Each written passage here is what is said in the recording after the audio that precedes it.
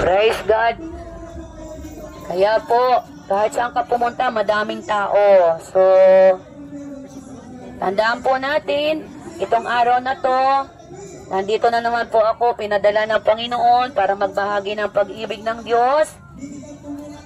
Para po, marinig nyo yung mabuting balita. Kahit po medyo maingay na, pero tandaan po natin, ang pag-ibig ng Diyos ay para sa lahat. Tandaan po natin, ang pag-ibig ng Diyos ay hindi nagmamaliw. Mahal na mahal po kayo ng Panginoon.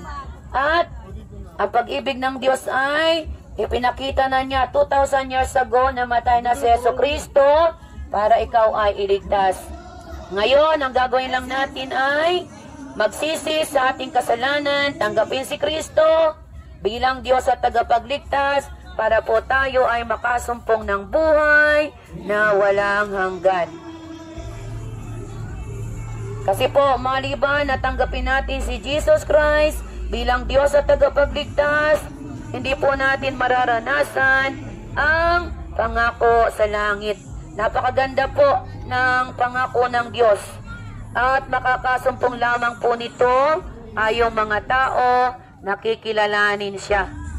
Kaya po sabi nga sa Jeremiah 29:11, "For I know the plans for you, plans to give you hope and future, and not to harm you." Yung pala ang pangako ng Diyos. Hindi tayo i-harm. Ayaw ng Diyos na mapahamak ang mga tao. Kaya po, binabahagi ang mabuting balita ng kaligtasan. At tandaan nyo po, pag uwi nyo ng mga bahay, kung may mga Biblia po kayo, basahin nyo po ang aklat ni John. Sa pahayag, tandaan po natin, sa ibang bansa po, nagkakaroon ng gyera, may digmaan po sa Israel. Tapos yung Israel parang kakampihan ng Amerika. Kaya po, hindi natin alam, baka po magkaroon ng Third World War III.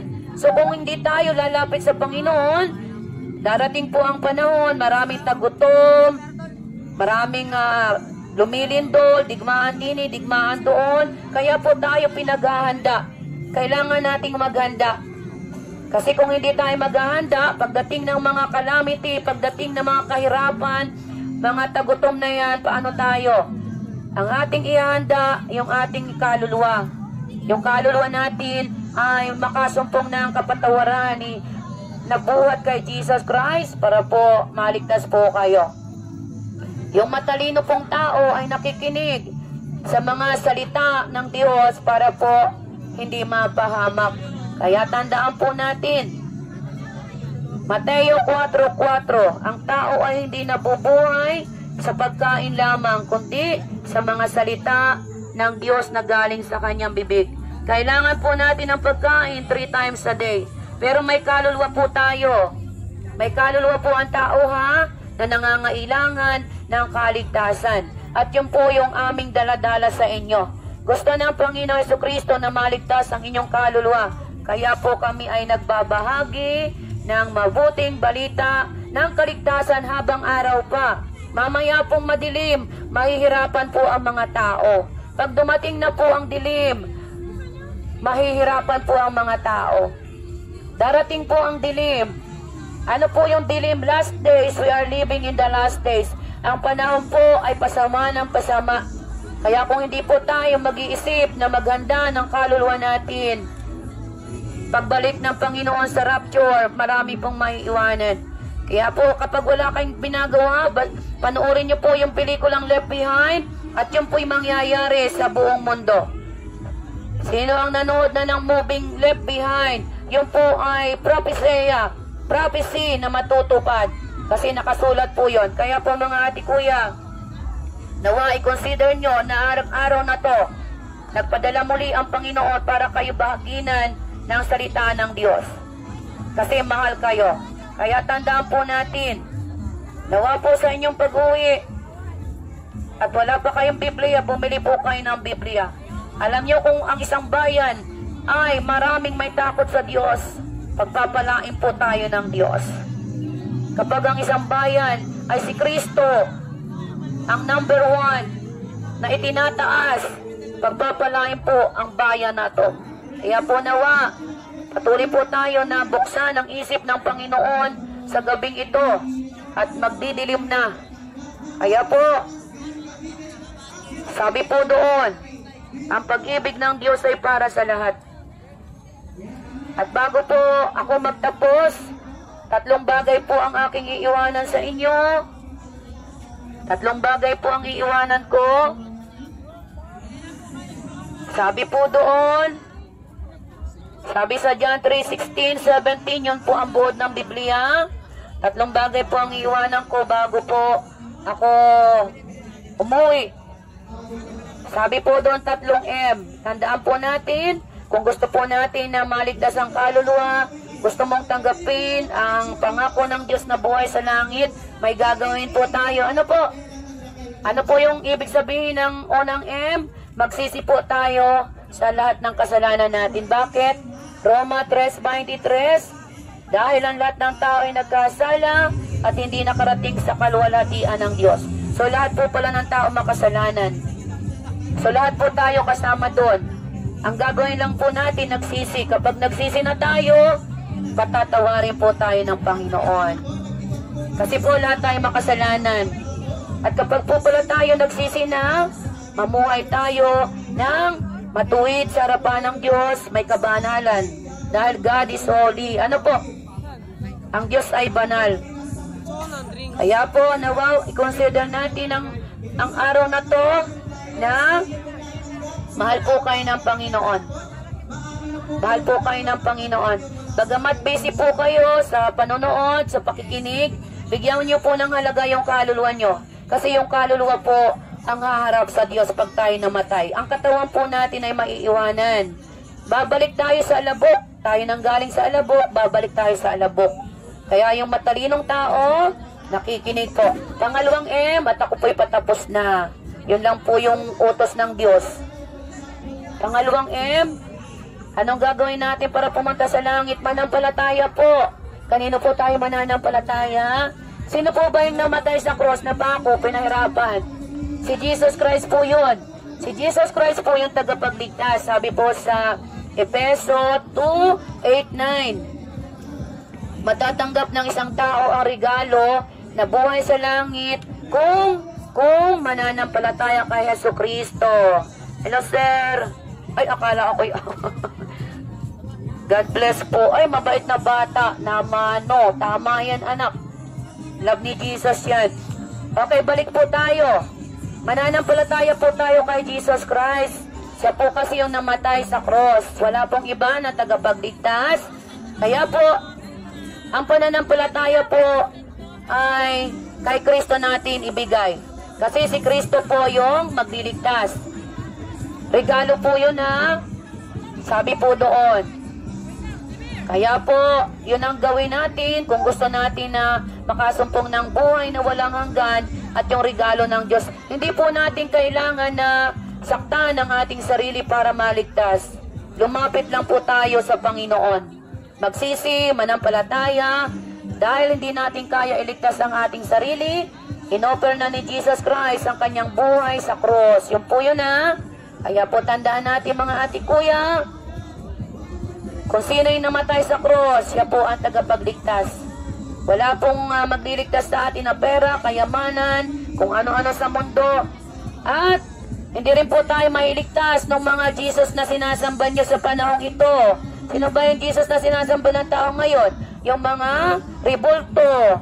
Sabi po sa Biblia, wag na tayong sasamba sa mga Diyos-Diyosan, sa mga larawan, sa mga picture, dahil ang Diyos ay Espiritu at katotohanan. So kaya po pinapakilala ko sa inyo ang tunay na Jesus. Tunay na Jesus na nasa Biblia na kailangan nating tanggapin para maligtas po tayo. Handaan po natin. Si Jesus Christ po ay Espiritu at katotohanan. Hindi na po tayo dapat sasamba sa mga gawa ng kamay. Alam niyo po ba yung gawa ng kamay? Diyos-Diyosan. Bakit po yun mayroon? Kasi pinagkakakitaan po yun. Mahal po yun. Yung mga rebulto, sabi po, wag na tayong sasamba dyan. Kasi po ang Diyos ay Espiritu. Sambahin natin siya sa puso natin, sa ating puso, isip, salita, sa gawa.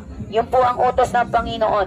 Pangatlo pong M, sabi po sa pangatlong M, para maligtas ka, para makamtan mo ang buhay sa langit, manatili ka kay Kristo. Once na tinanggap mo na si Jesus Christ, nagsisi ka na, nanampalataya ka na, manatili ka kay Kristo. Sabi po sa John 15:1-7, Jesus Christ ang puno, tayo po ang sanga, at ang nananatili kay Kristo ay humingi at ibibigay niya ang mga kahilingan natin. Kung wala po pala si Jesus Christ sa ating buhay, wala po pala tayong saysay. Ano po, kahit gaano kayo kayaman, ikaw na yung pinakamayaman. Kailangan natin si Jesus Christ. Kaya yun po yung mga bagay na iniiwanan ko po sa inyo. 3 bagay para po mapunta kayo sa langit. Totoo po ito, hindi po ako ngangangawa dito kung walang langit at impyerno. Totoo pong may langit at impyerno. At ang gusto ng Panginoon ay marami pang mapapunta sa langit. Bakit po gusto ni Jesus Christ na mapunta sa langit, mga tao? Kasi po ang lawak ng kalsada papunta sa impyerno. Ay doon naglalakad ang mga tao. Ang papunta sa langit ay makipot na daan, pero heaven naman ang patutunguhan. Kaya po nag-o-offer po kami sa hapong ito. Salamat po sa inyong pakikinig. At nawa po magrema po sa inyong puso ang salita ng Diyos. At maalaala natin na ang araw pa lang ito ay nakarinig kayo ng kaligtasan. Kaya po pagdating ng Judgment Day, wala po akong pananagutan kasi binahaginan ko na po kayo. Binahaginan ko na po kayo ng salita niya. Pero mapalad po yung nakikinig at saka yung tumanggap kay Jesus Christ. Sabi po doon, yung nauuhaw, lumapit kayo. Bibigyan kayo ni Jesus Christ ng tubig, hindi na po kayo mauuhaw. Kapag uminom po tayo ng tubig sa dito, nauuhaw po tayo. Pero Jesus Christ promised to give you water that you never thirst anymore. That is eternal life. Kaya po, mananalangin po ako. Ama, sa pangalan ni Jesus, salamat po sa hapong ito. Ako po'y lumalapit, nagpapakumbaba.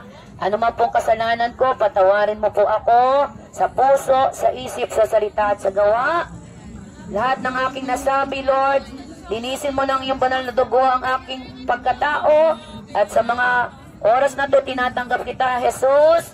Maghari ka sa puso ko, pumasok ka sa puso ko. Panginoong Jesus, isulat mo naman po yung aking pangalan sa aklat ng buhay para po pagdating ng panahon, makasama po ako sa rapture. Salamat po, Ama.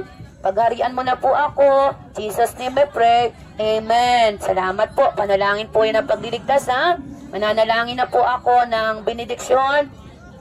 At uuwi na rin po ako dahil tapos na po yung aking utos ng Diyos na mangaral.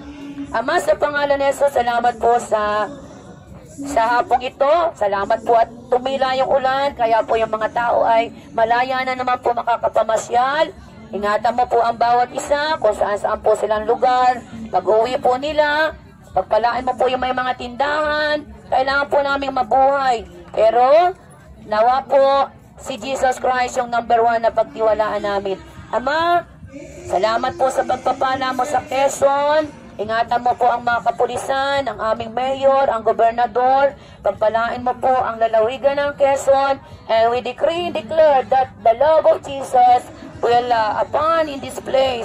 Bagamat may gera po sa Israel, pero Lord, pagpalaan mo po ang Israel. Sabi mo po, ipanalangin ang bansang Israel ng kapayapaan at pagpapalain mo ang mga tao at lugar na nagpe-pray para sa bansang Israel. Salamat po, Ama.